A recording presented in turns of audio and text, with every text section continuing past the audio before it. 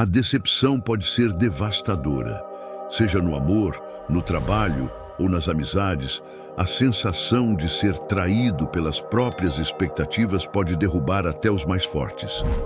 Mas e se eu te dissesse que existe uma maneira de transformar qualquer decepção em um impulso para crescer? Os grandes filósofos estoicos passaram a vida estudando a natureza do sofrimento humano e descobriram que a forma como lidamos com as frustrações define quem realmente somos.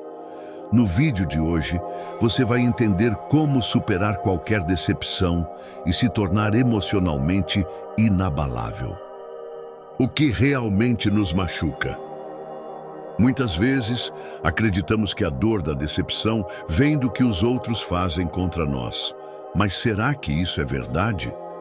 Marco Aurélio escreveu: se você se angustia com algo externo, não é ele que te perturba, mas o julgamento que você faz sobre ele. Em outras palavras, não são as pessoas ou situações que nos machucam, e sim nossas expectativas sobre elas. O problema não está no que acontece, mas na forma como interpretamos. Se entendermos que a decepção nasce da ilusão de controle sobre os outros e sobre o futuro, começamos a enfraquecer seu impacto sobre nós. Aceitando a realidade como ela é. A decepção surge quando a realidade não corresponde ao que esperávamos. Isso acontece porque criamos narrativas sobre como as coisas deveriam ser. Mas será que temos controle sobre isso? Sêneca disse: o homem que sofre antes de ser necessário, sofre mais do que o necessário. Ou seja, quando nos apegamos a expectativas irreais, estamos nos condenando ao sofrimento antes mesmo que algo aconteça. O segredo para evitar essa dor desnecessária está em aceitar as coisas como são, sem criar ilusões sobre o que gostaríamos que fossem. A expectativa é o verdadeiro problema. Toda decepção vem de uma expectativa frustrada. Queremos que as pessoas ajam de determinada maneira, esperamos reconhecimento, acreditamos que certas coisas são garantidas.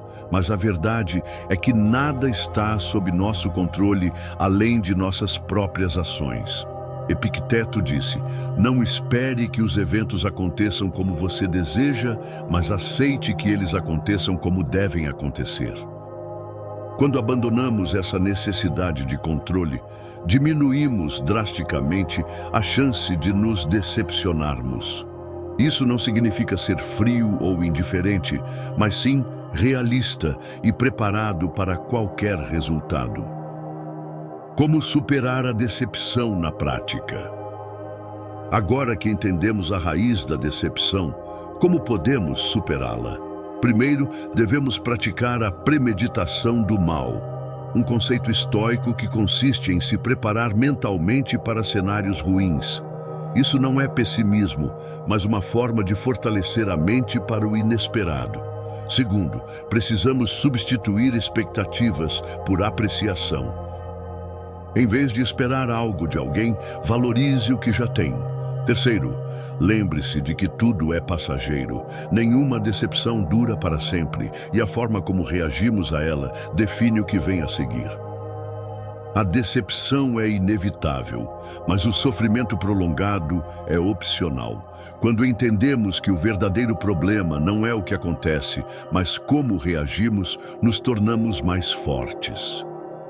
Controlar as expectativas, aceitar a realidade e treinar a mente para adversidades são formas eficazes de se tornar emocionalmente resiliente. No fim, cada decepção é uma oportunidade de crescimento. Agora me conta nos comentários, qual foi a maior lição que você aprendeu com uma decepção?